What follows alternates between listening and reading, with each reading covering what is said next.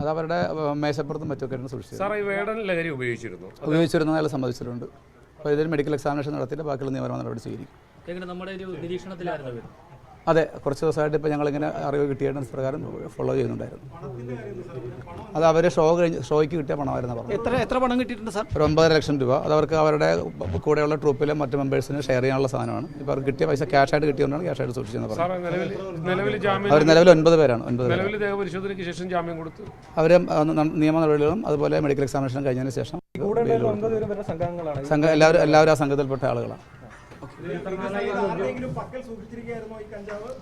ആരുടെയും personal property ഒന്നും കിട്ടിയിട്ടില്ല.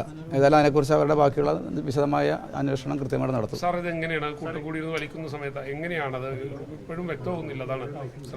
അല്ല, അവർ പല ആളുകളും റെസ്റ്റ് എടുക്കണമായിരുന്നു. ഞങ്ങൾക്ക് ഇൻഫർമേഷൻ കിട്ടി വന്നപ്പോൾ റെസ്റ്റ് എടുക്കണമായിരുന്നു.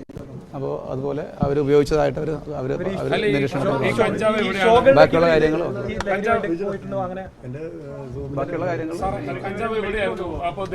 മെഡിക്കൽ പരിശോധന നടത്തി ആവശ്യമായിട്ടുള്ള ഓൾറെഡി അവർ അറസ്റ്റ് ചെയ്തിട്ടുണ്ട്. ഇനിയിപ്പോൾ അവർ നിയമ നടപടിക്ക് ശേഷം ഞങ്ങൾ ജാമ്യം കൊടുക്കുന്നു. ആരുടെയും പേഴ്സണൽ പ്രോപ്പർട്ടി ഒന്നും കിട്ടിയിട്ടില്ല. പേഴ്സണൽ സ്ഥലത്തിൽ കിട്ടിയിട്ടില്ല. സോഴ്സ് പറഞ്ഞിട്ടുണ്ട്. അതിപ്പോൾ നിങ്ങൾക്ക് റിവീൽ ചെയ്യാൻ പറ്റില്ല. അത് ഞങ്ങൾ സോഴ്സ് കണ്ടുപിടിക്കും.